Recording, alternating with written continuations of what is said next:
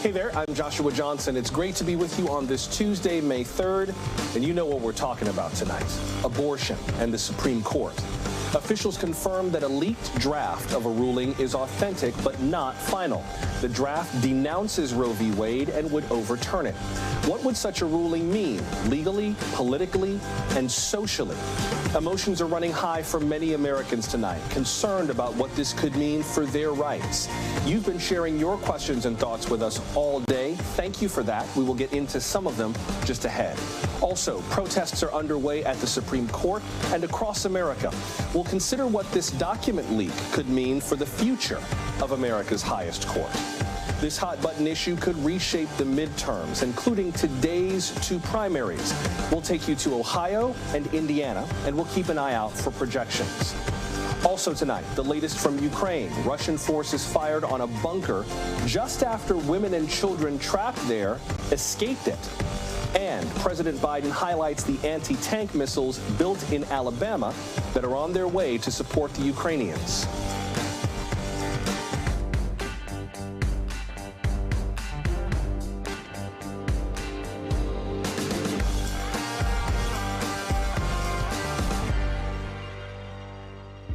So I think it's fair to say that tonight millions of Americans are fearful or hopeful.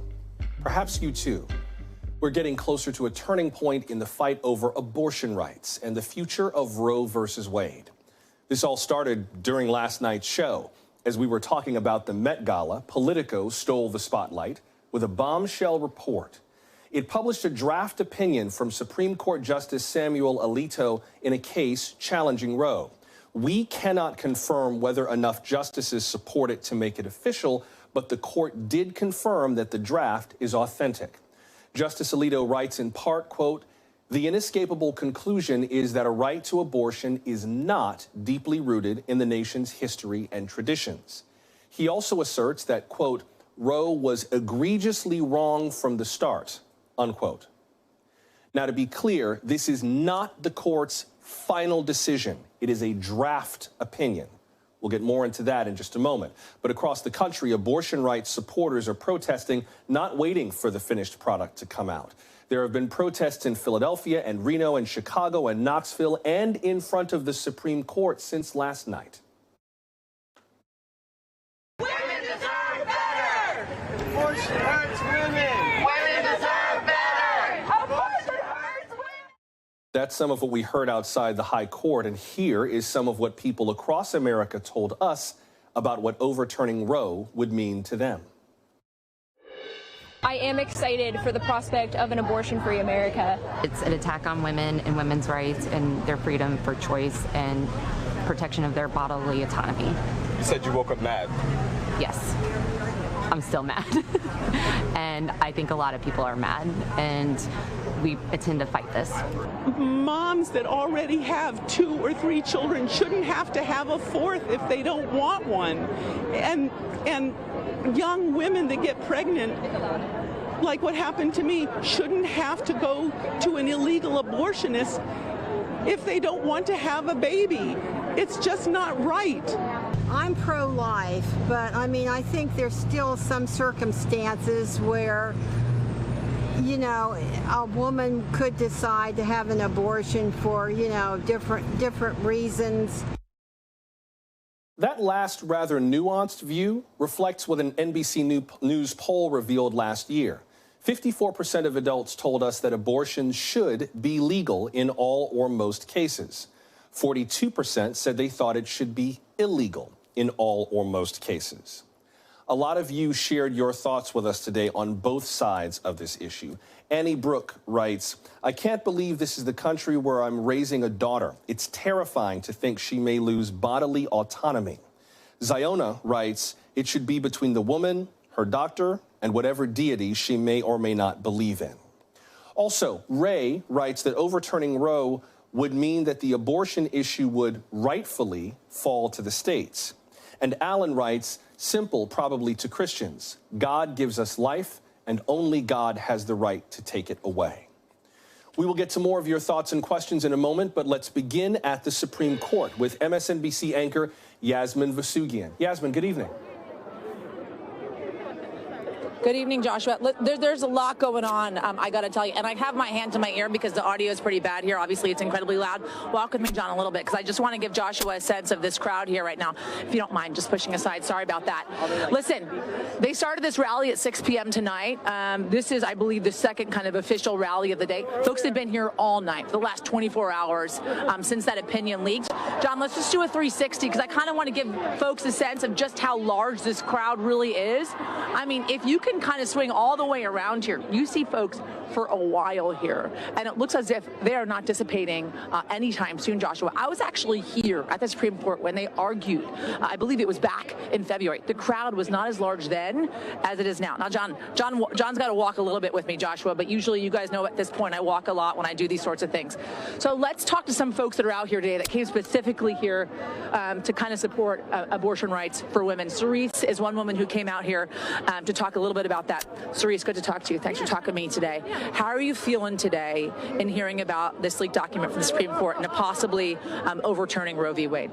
I think we all feel the frustration with our government. We feel that we are not getting the support that we need. We elected Joe for a reason. He ran on all of these issues, and we're just seeing them peeled back one by one. So we're all frustrated. You're saying Joe, the President of the United States, you're on a first-name basis Joe, we're on a first-name basis at this point, Joe. Do you feel like something can get done here in Washington? Absolutely. I feel like it's Joe's responsibility to stand up for what's right, codify Roe v. Wade. Like, he has steps that he can take. We don't need to wait until November. This is not something that we need to wait on. It's very clear what the intentions of the Supreme Court are today and in June. What do you think he can do? He can go ahead and let's get it codified. He can start the process. Like, we can do it today. We don't have to wait. Have you been frustrated with his administration up until now? Absolutely. Why is that? Because I feel like we were given the lesser of two evils choice. We kind of had to just choose what we could to maintain the sanctity of our government, but like, he's not doing anything to carry us forward. We have to have progress. We can't stay stagnant, and people voted based off of emotion, based off what they were seeing, and that's fine, but we have to take it forward. Thank you, Cerise, so much for talking. Joshua, I got a couple people for you, so stick with me for just one moment, okay? It's obviously a very big day here in Washington. A lot of folks coming out, and they want to use their voice in support for abortion rights here in this country. Katie and Emily joining me now as well. Guys, good to talk to you. How are you feeling this evening? Angry, stressed. Why is that? I mean, we're rolling back 50 years. Like, why is this happening? You know, this is a human right. It's medical care. You know, my nieces, you know, my little cousins, like, they don't understand what's happening right now. It's, you know, it's going to stop abortion. It's just going to stop safe abortions. It's going to stop safe abortions. Katie, what about you? Do you feel like, I was just talking to Cerise over there, who said Joe Biden needs to do something, the president needs to do something. Do you think something can be done here in Washington to stop Roe from being overturned and or codify abortion rights in this country for women? Do you feel confident something can be done? I don't know. My rage right now is pretty palpable, and I think we've seen this happen in plain sight, and nothing has stopped it this far. So it's really hard to say if we'll see something happen. So when you saw the senators out here earlier today saying, we are going to get something done, whether it's the Women's Health Protection Act or to figure out a way to codify Roe, did you feel as if their sentiment was real and actionable? I feel that their sentiment is real. Whether or not it's actionable and can get done is a whole other question. Thank you, guys. Thank you guys so much. Joshua, one more for you. Just stick with me. This is Bethany. Bethany has an 8-month-old daughter at home. You said you woke up this morning. You were really frustrated and angry seeing what had taken place, this possibility of Roe being overturned. And for you, this fight is about the future of your daughter. Absolutely. She looked at me and she smiled, and even though I was tired and I felt defeated, I knew that we had to come here today. I'd come every day to keep this fight up and to make very clear that what this court is primed to do, what they will do, will absolutely have a devastating impact, but it is not going to stop abortions from happening. Abortions are going to continue happening, and there will be some that will be forced to travel great distances and to endure incredible hardships to get that care, and that is unjust. There are some that will be forced to carry an unwanted pregnancy to term. That is a human rights violation. And for others, they will self-manage their abortions safely and with dignity. There will still be people who are having abortions after this decision. And you had an abortion yourself when you were 19 years old. I did. And how did that change your life? It changed everything for me. I think that decision was a deeply personal decision for me. It was also one that for many years I did not share. I experienced a great deal of stigma, and that's why I tell my story now, and why I think it's so important that we do share our stories to break that stigma, because abortion is healthcare. Abortion is healthcare. Abortion is incredibly common, and that's what I want my daughter to know. I want her to know that her mother had an abortion, her aunt, her grandmother, that all of these women, her mommy's friends, all of these women in her life who love her and who care for her have had abortions. And abortion is safe, and it's health care. And if she needs an abortion in her life, she will be loved and she will be supported, and she will do it safely and with dignity. No matter what this court says, that is what will happen for her. Thank you, Bethany, so much. Great to talk to you today. So Joshua, some of the words that I've been hearing, I've been walking around the crowd since I got here just an hour or so ago, flying down from New York City, and I asked a lot of women in the crowd, what was the first word that you thought of when this was leaked last night by Politico? And I heard shock, I heard anger, I heard distress, I heard disgusted. Some folks felt invigorated, felt as if maybe this would drive people to the polls come November. Others felt pessimistic about what this may do. But nonetheless, the sentiment that I'm hearing over and over again from so many women is this. This is not necessarily about us, because a lot of the women here, they have. These are the haves of the society. They think about the have-nots. The women that I saw in Louisiana, for instance, who were crossing the Texas border to go to Louisiana to seek out abortion services, these are black and brown women. And these women here acknowledge that it's those women that will be adversely affected by a ruling like this one, Joshua. Yasmin, I really appreciate you sharing those stories with us from the women who are there in the crowd. Let me ask you one quick thing before I let you go. We're going to talk politics a little bit later in the program, but what have you seen in terms of politicians coming to speak to the crowd? Particularly, have you seen a mix of politicians across the issue, or is it mostly pro-abortion rights politicians speaking to the crowd? Pro-abortion rights politicians that we've been seeing across the board. Senator Amy Klobuchar was here earlier. As I said, Senator Schumer as well. They were here with a team of senators vowing to fight this thing till the very end. Senator Warner actually was caught on camera, actually quite emotional, I should say, saying that she was caught off guard on this and feeling very angry about the possibility of the overturn of Roe. And then, of course, we heard from Chief Justice John Roberts issuing a statement earlier today saying, in fact, they're going to launch an investigation into the leak of this thing. And I will say this, surrounding the politics of all this, I think a lot about the Supreme Court. And we've talked about the politics surrounding the Supreme Court a few different times. And when it comes to the leak inside the Supreme Court, I think we have to ask ourselves two questions, one of which is the overturning of a precedent, a half a century of precedent inside the Supreme Court, how people will view that in the future. And now this unprecedented leak. Because I will say there are even folks here that are for abortion rights in this crowd that also said it was shocking that something like this would leak, that they were caught so off guard, knowing it was a possibility, a very strong possibility, but hearing it come the way that it did was shocking to them in many ways. We're definitely going to talk about that leak as the program goes on. Thank you very much, Yasmin. That's MSNBC anchor Yasmin Vasugian starting us off from outside the Supreme Court. Remember, you can catch her on MSNBC every weekend from 3 to 5 p.m. Eastern. Now let's get deeper into this draft opinion. To be clear, at the risk of sounding like a broken record, once again, it is a draft. We cannot say for sure whether this document reflects the actual final ruling. But it's easy to see why it sent so many people into a panic and sent so many into the streets. The draft aims to do more than overturn Roe v. Wade. It denounces it with specificity and intensity, almost chastising the Supreme Court for making that decision in the first place.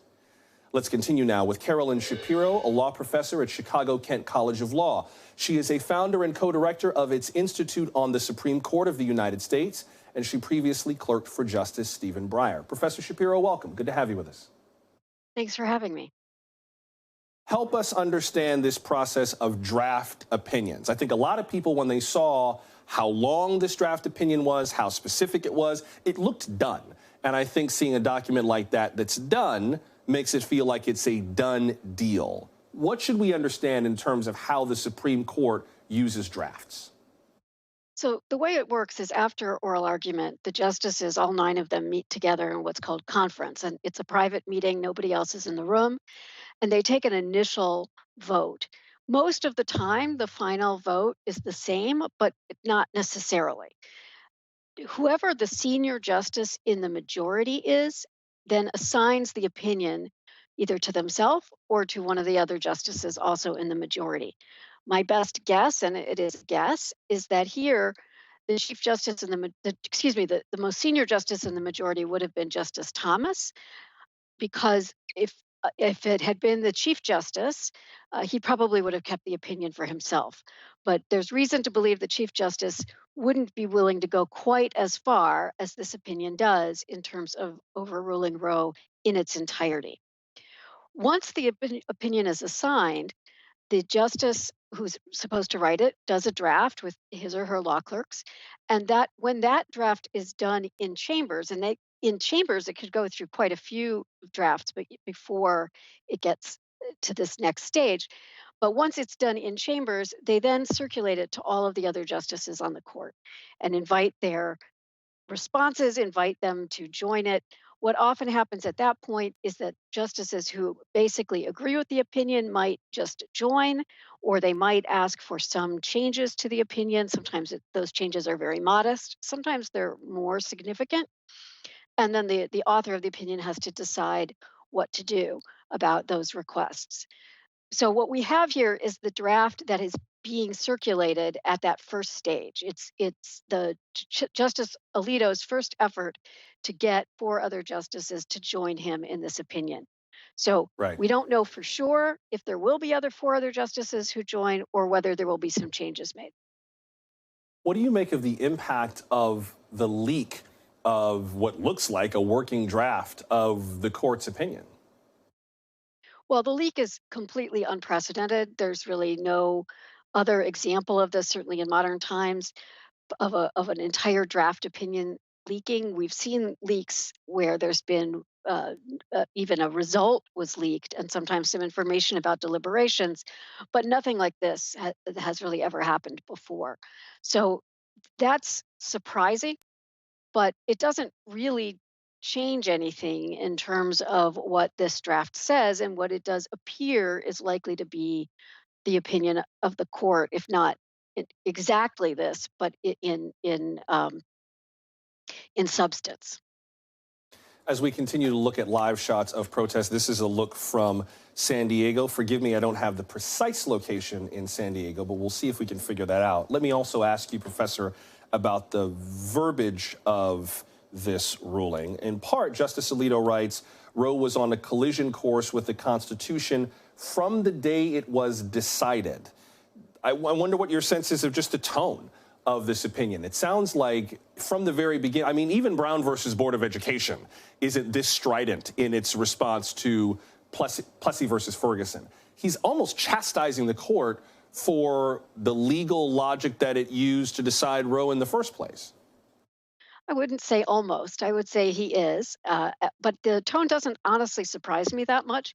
Justice Alito has used a tone like this frequently, in particular with respect to abortion. His opinion, for example, from a few years ago in the whole women's health case out of Texas, he complained at some length about the way in which the procedural history of that case had developed and how things are special for abortion. So really the tone doesn't surprise me, and it's also consistent with the rhetoric of the conservative legal movement for the last several decades. The way they have talked about Roe as sort of a constitutional anomaly, which it really isn't. It arises directly out of a line of cases that protects family privacy and autonomy, that protects the right to, for example, use contraception. And those cases may well be in play now, those holdings. That is something that a number of our viewers brought up in terms of what the potential impact of this might be. That will play out as the days go on. But for now, Professor Carolyn Shapiro of the Chicago-Kent College of Law, appreciate you making time for us. Thank you very much. Thanks for having me. So we've looked at this draft ruling socially and legally. In a moment, we'll get political. There is movement on Capitol Hill to shore up abortion protections, including a renewed push to write Roe v. Wade into law. We'll get into that, and we'll get to more of your comments and stories as well. We're glad you're with us for Now Tonight from NBC News.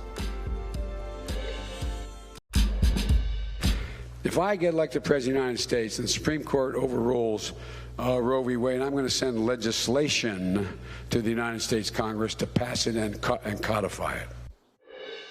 That's what Joe Biden said on the campaign trail about 3 years ago. Today, he reiterated his support for codifying Roe v. Wade into the law. There have been multiple efforts to do that recently. All of them have fallen short. Last year, the U.S. House passed the Women's Health Protection Act. The bill would broadly protect reproductive rights. It never came up for a Senate vote because of opposition from Republicans and from Democratic Senator Joe Manchin. Some senators have also introduced abortion rights legislation. In February, Republican Senators Lisa Murkowski and Susan Collins introduced the Reproductive Choice Act. It would codify the protections of both Roe v. Wade and a related ruling, Planned Parenthood versus Casey. Senator Murkowski brought that up today. Senator Collins and I, in February, introduced a bill that would codify Roe v. Wade. I thought it made sense then, and I think it makes perhaps more sense now. So far, their measure has also failed to advance. Today, Senate Majority Leader Chuck Schumer said he has not seen that bill and would not comment on it. He did say that a vote on abortion rights would come soon. So, what would such a bill have to include, and perhaps exclude, to get the votes it needs? Joining us now is Sophia Kai, a congressional reporter at Axios. Ms. Kai, welcome to the program. Good to have you with us. Thanks for having me. I think maybe the best way to start is just from a question from one of our viewers. Homie from Earth tweeted, "Pretty awful, but I still believe in the moral arc. Wondering if this means legislation. Wasn't it kind of flimsy being a SCOTUS decision anyway? Doesn't it need to be a law to really stand the test of time?" I got to say, Sophia, I understand where this viewer is coming from, and it seems like politically it felt very much like a matter of time before we would reach this very point. I mean, to answer that question, yes and no, right? I mean, Roe v. Wade has been accepted as law for 50 years, and that has been the backbone for any and all abortion litigation. Now, if it gets overturned, in one sense, it does get flimsy. That's why Democrats are concerned. And one Senate candidate that I was talking to, Sarah Godlewski in Wisconsin last night, right in front of the steps of the Supreme Court, she was angry. You know, she was angry that we've had 50 years to codify Roe, and it hasn't happened. And Democrats have 3 branches of government, and it still won't happen.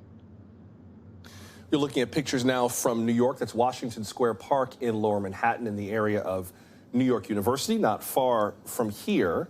I'm sure a lot of people in that crowd are looking to what Capitol Hill may or may not do. And Senator Chuck Schumer, as we mentioned, talked about this earlier today and basically said that now is the moment for every member of Congress to kind of put up or shut up, that this is the time for them to state where they stand on this very definitively. Here's more of what Senator Schumer said today. To the American people, I say this. The elections this November will have consequences because the rights of 100 million women are now on the ballot. To help fight this court's awful decision, I urge every American to make their voices heard this week and this year. Call your members, write them, call your senators, write them, email them, text them, and most of all, cast your ballots this November. How is this changing the thought process in terms of the midterms? I mean, Senators Joe Manchin and Kyrsten Sinema reiterated today they're not willing to change filibuster rules in light of this leak. So it kind of sounds like Democrats are sort of looking short term, but definitely putting more energy into the midterms for the sake of the future of this law.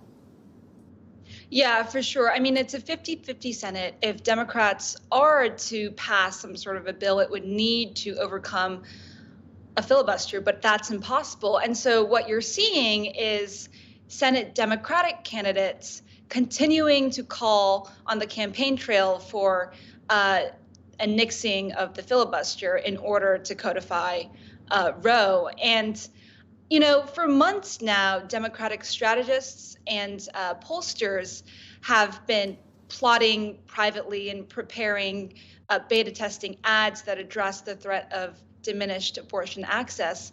And so right now, what you're seeing is Democrats really seizing on the moment to drive midterm voter turnout. And that's especially the case in swing states like Arizona and Georgia and Wisconsin, where they'll be really counting on victories in state legislatures and gubernatorial races as a backstop. Whether that'll be effective, how effective that will be, and how many House seats, for instance, they may gain from that remains to be seen. So, you know, it's something that we're continuing to watch.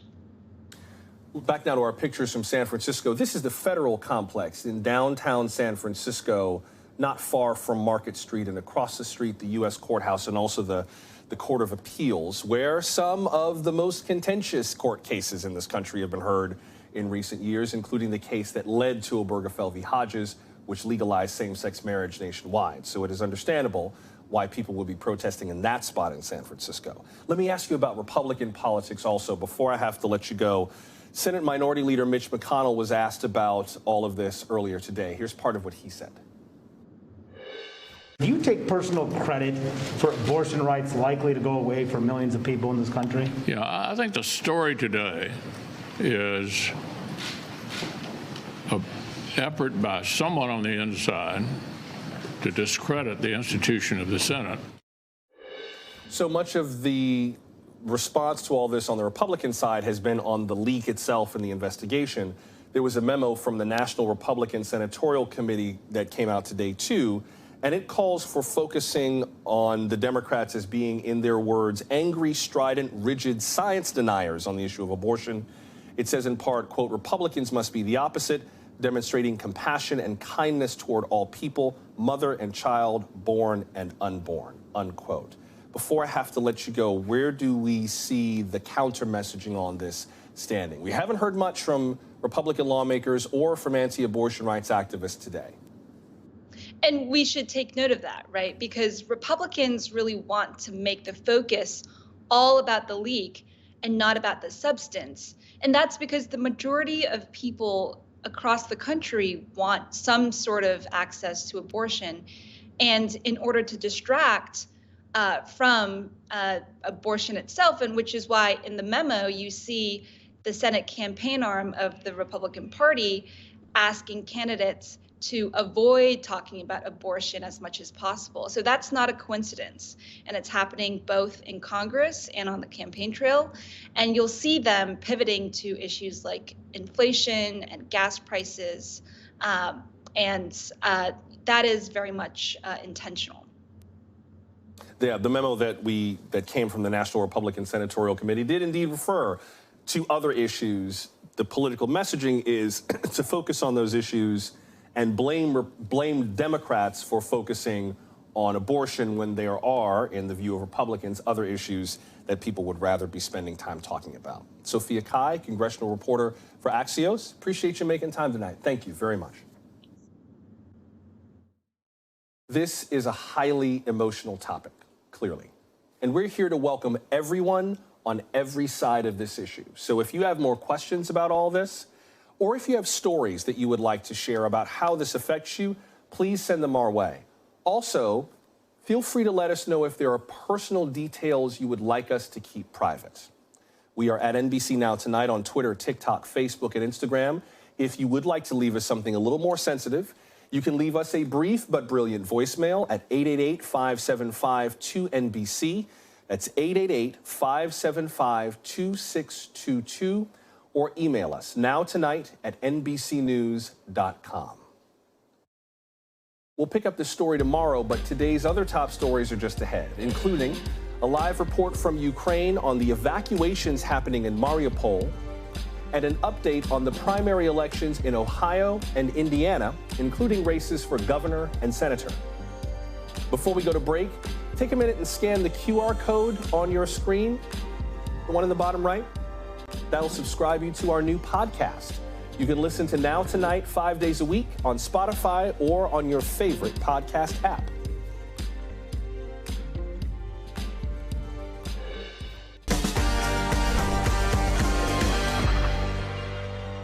Russia's renewed attacks on Ukraine have mostly been in the east. That makes what happened today a bit of a surprise, a missile attack on Lviv in western Ukraine. Lviv's mayor says at least one person was hurt. Officials are still trying to restore power in some areas. The city's been a kind of safe haven for Ukrainians during this war. Missile strikes there have been rare. But southern Ukraine, that's another story. Russian troops have heavily bombarded the port city of Mariupol. Today, they resumed their attack on the city's steel plant. It happened just as more than 100 people were making their way to safety. They had been trapped there for weeks.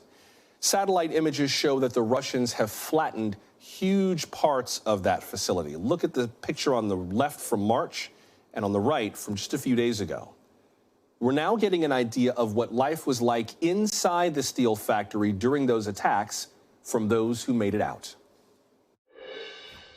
Ночь ложились спать и думали, а выживем мы, а мы проснемся, а мы могли вообще не проснуться. И только, Господи, пожалуйста, пусть бомбы летят мимо нашего бомбоубежища, потому что если вот эти воронки, которые были, они пробили бы бомбоубежище, все, нас бы просто накрыло всех. NBC's Cal Perry joins us now from Kyiv. Cal, what more do we know about what happened in Lviv today? So there was 18 missiles fired at targets across Ukraine tonight, that according to Ukrainian Air Defense South. They say they were able to intercept 8 missiles, but 10 of them obviously reaching targets. The majority of them in and around Lviv. These were infrastructure targets, at least 4 railway targets, whether that's railroad, rail stations. We're still not sure. The government not forthcoming with that information yet. And at least 3 power stations, which has, as you said, knocked the power out in the greater Lviv area. There were airstrikes as far to the west as the Ukrainian-Romanian border, which is surprising. We have not seen airstrikes that far south. It is clear that Vladimir Putin wants to start hitting these infrastructure targets. We have seen sort of sustained airstrikes throughout the week in targets around the central part of the country that were focused on oil depots, focused on gasoline storage. And what we saw today in the capital were long gas lines. So these infrastructure attacks are having an effect. We know that at least 14 trains, for example, are sort of stranded on the tracks in the western part of the country. And keep in mind, it was the rail system that so many of these world leaders, including U.S. Secretary of State, Secretary of Defense, Nancy Pelosi, using to get here to the Capitol. So it is being seen as a little bit of a response by Russia, partly because of these visits and partly, again, to try to make life very, very difficult here by striking infrastructure targets in the central and western part of the country, places where we haven't seen such fierce fighting, Joshua. Cal, am I being too categorical about it by saying that that's kind of a risky escalation potentially? I mean, Romania is a NATO member. Lviv is near the border with Poland. Poland is a NATO member. So it feels like Russia is kind of skirting a very dangerous incursion if one of those missiles should accidentally happen to land on the wrong side of that border. There's no question about it. There are tens of thousands of U.S. troops stationed just across the border in Poland that have deployed into Romania. Now, the Russians, for their part, on Russian state TV, would say that it is the West that is escalating by getting so many weapons and increasing the flow of weapons, increasing the lethality of those weapons from Poland across the border here into Ukraine. But there's no question when these rockets are fired at Lviv, the Poles take notice. The air defense systems here in Ukraine are still very effective at shooting down some of those rockets. But speaking quite frankly, a lot of these Russian rockets are not that exact on their targeting. I mean, there was this residential building on Thursday that was hit here in the capital. It was next to a military type target, I would say, but at least one of those cruise missiles missed the target and hit the residential building. So I think there is a great deal of apprehension, especially amongst neighboring nations, that this could expand the conflict. Absolutely. And if we could just go back to that map for just 1 second, just to make sure that we have the geography clear. You can see where Lviv is in the west of Ukraine. Poland is just on the other side of the border. If you look where it says Odessa, it's kind of covering a green patch. That's Moldova. The next country to the left of that large one, that's Romania. So that's the geography we're talking about in terms of these nearby NATO members. Cal, before I let you go, what do we know about the evacuees in Mariupol? How is that going? So we had good news followed by bad news. We had 154 people able to make it to Zaporizhzhia, the president highlighting that in his address tonight. But then we heard, of course, from Ukrainian officials that within an hour of those people getting out of that site, out of that Avastal steel plant, the Russians almost doubled down on their assault. They're shelling it. We understand they're using cruise missiles. And according to local government officials, they're actually starting to land paratroopers now in and around that area. There's some speculation here that the Russians want to finish the siege of Mariupol before what is Victory Day, marked in Russia later in the week. That is unclear, but what is clear is that there was a very, very small window in which, 154 people were able to get out, but still hundreds of people stuck underneath that steel facility. Cal, very briefly, I'm sorry, Victory Day? Have the Russians already marked the day of the victory in this war on the calendar? What is that? It's a yearly celebration on May the 7th, Victory Day in Russia. So there's a lot of speculation that there'll be some kind of a parade, some kind of celebration, and that they want to mark it with some kind of conquering of Mariupol. Gotcha. Just making sure. Thank you, Cal. That's NBC's Cal Perry with the latest tonight from Kyiv. Let's talk about the race to arm Ukraine. It's been a big part of the U.S. strategy, a way to counteract Russia without confronting Russia. Many weapons have already been delivered. Anti-tank missile systems are at the top of the list. The Pentagon says Ukraine is using thousands of American-made Javelin and Stinger missiles to fight Russian troops. Today, President Biden toured a facility in Alabama that makes Javelins. Here is what he told its employees about the importance of their work. But we built the weapons and equipment that helped defend freedom and sovereignty in Europe years ago. But that's true again today. Some of the best, most effective weapons in our arsenal are those Javelin missiles, like the ones manufactured right here. You're making it possible for the Ukrainian people to defend themselves without us having to risk getting in a third world war. Let's continue now with Jamil Jaffer, Executive Director of the National Security Institute. He served as an associate White House counsel to President George W. Bush. Mr. Jaffer, welcome. Good to have you with us. Thanks for having me. First of all, could you just explain what it is about Javelins that makes them so valuable? What do they do? What makes them unique? Yeah, these are American anti-tank missiles. They're sort of our latest generation of anti-armor weaponry. They can penetrate the thick skin of a tank or another armored vehicle and take it out, which makes them very effective against the ground forces that the Russians are putting into Ukraine, and that at times, because of poor Russian military preparedness, have gotten stuck in mud in Ukraine and the like. And so sometimes are sitting duck targets for these Javelin missiles that we have provided the Ukrainians. If I'm not mistaken, Javelins are also very useful on the battlefield because they're easy to train on. They're kind of shoulder mounted. They're pretty portable, and you can sort of fire it and forget it. They get far away enough to do what they need to do, and then shoo, they take off and then go for their target.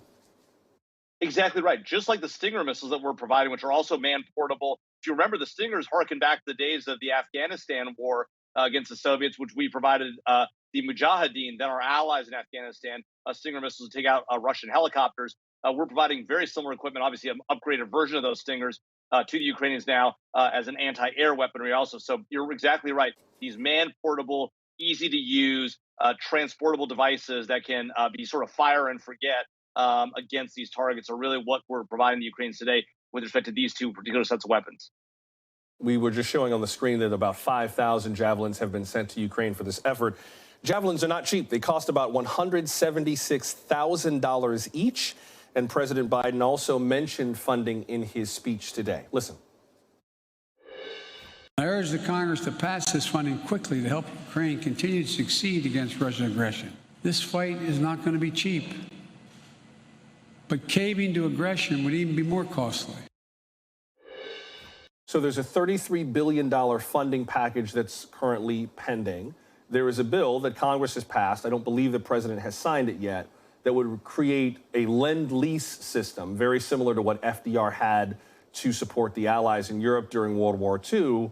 What's your sense of the cost of all this? I understand the military strategy of being able to avoid fighting Russia directly by helping the Ukrainians, but just in terms of dollars and cents, what's your take on where America stands right now?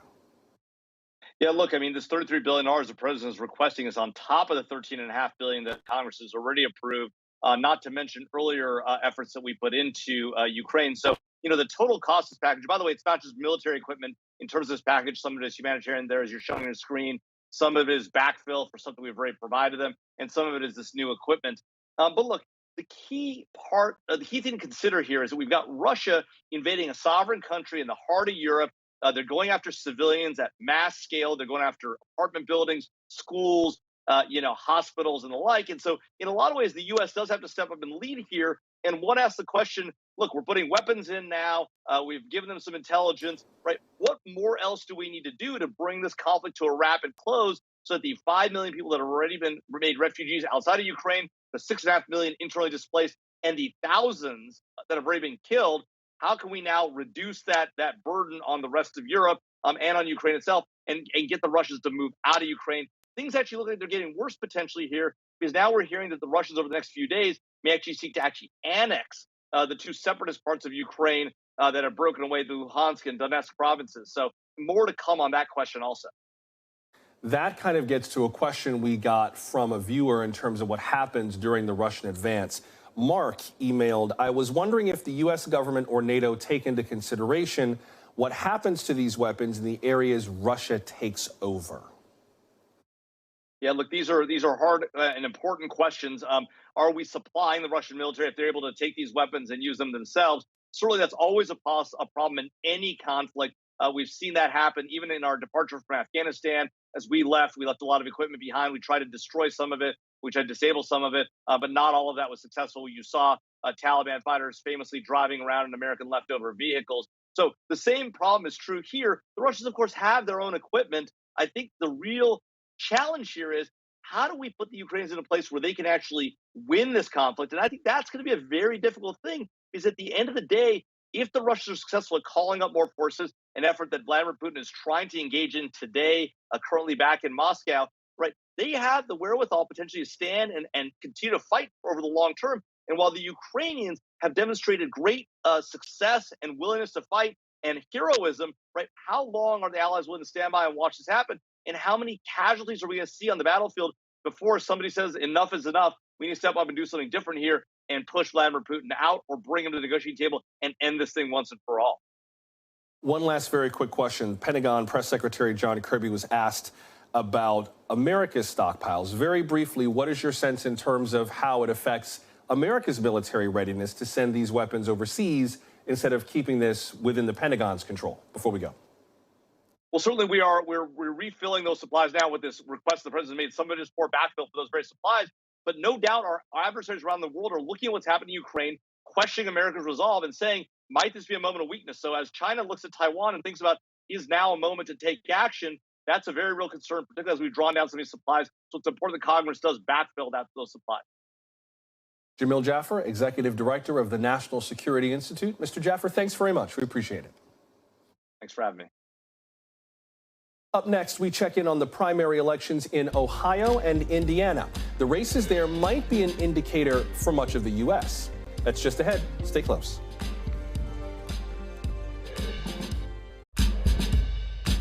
The polls are closed in the Ohio and Indiana primary elections, the first major midterm votes of this year.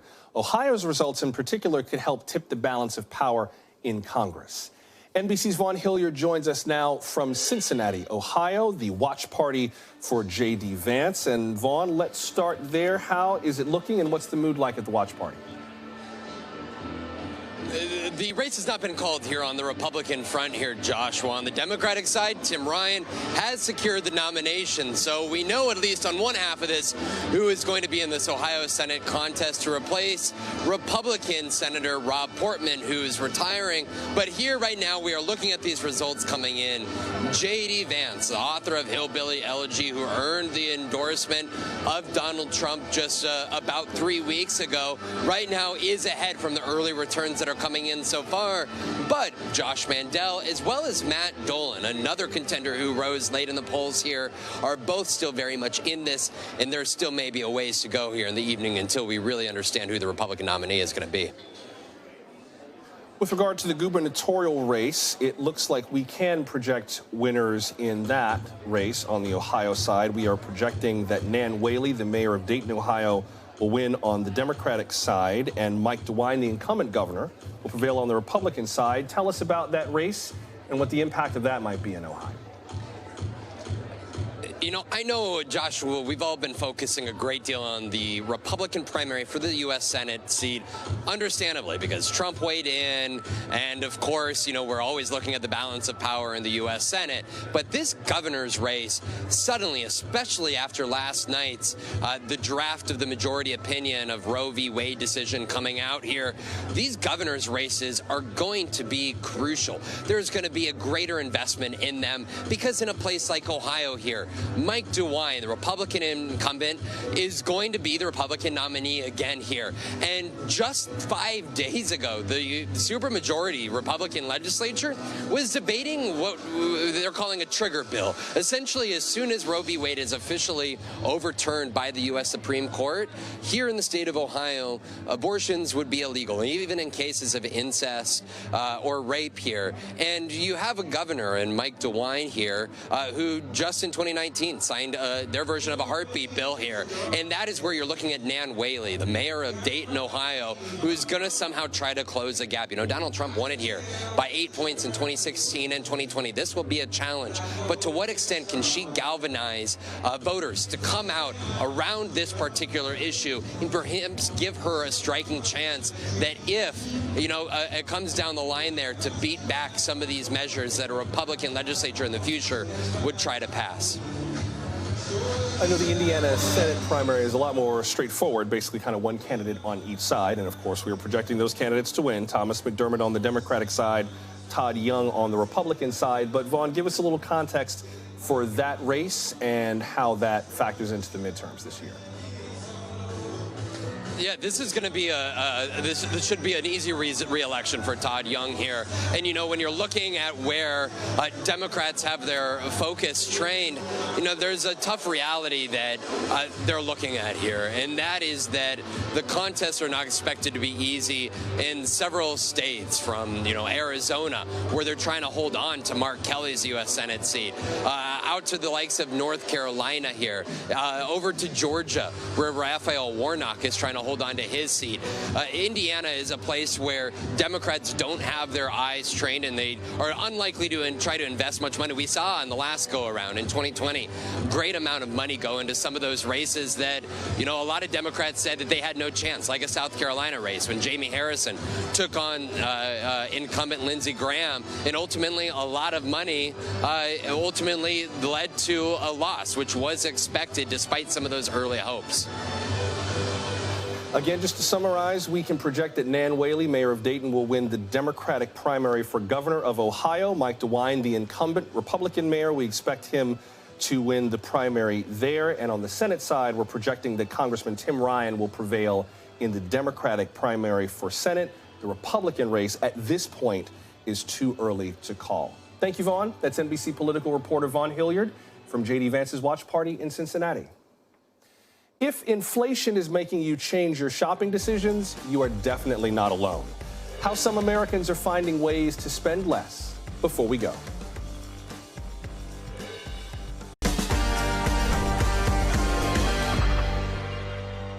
Tomorrow, the Federal Reserve could raise interest rates. It would be the second time it's done so since 2018.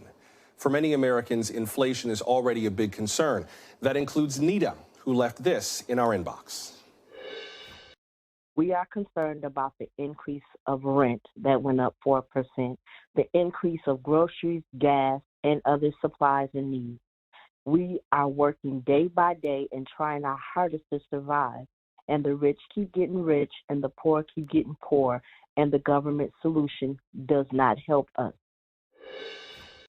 Nita, we hear you. Thank you so much for sharing your story. And you're definitely not alone. Many people are scaling back on their spending these days. NBC Business and Tech correspondent Jolene Kent has the story.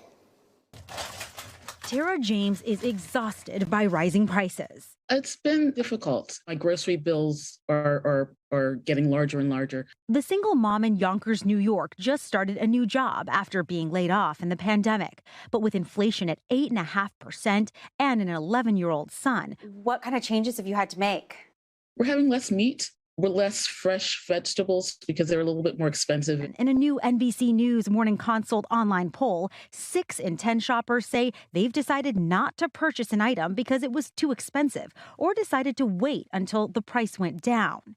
Major brands are feeling the pain. 1-800-Flowers says customers are spending less on some bouquets. We're starting to see the consumer tighten a little bit in those everyday just because occasions. Are you bracing for inflation to persist or get worse? We need to make sure that we are bracing for it to get worse and prepare for that. The last thing we ever want to do is have to pass cost on to the consumer. With an interest rate hike anticipated tomorrow, the Federal Reserve is trying to cool off demand and slow inflation. We need consumer spending to soften. The more people feel comfortable going back to work, the faster our economy can get back to normal. Something Tara James says can't come soon enough. Just because of what I and my son have been through in the last year, on top of prices rising, the whole thing, it has just made me weary. That's NBC's Jolene Kent reporting.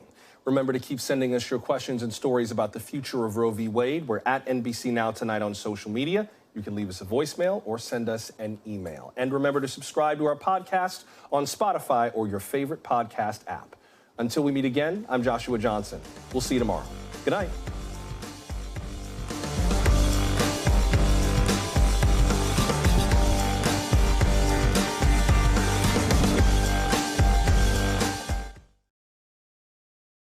Thanks for watching our YouTube channel. Follow today's top stories and breaking news by downloading the NBC News app.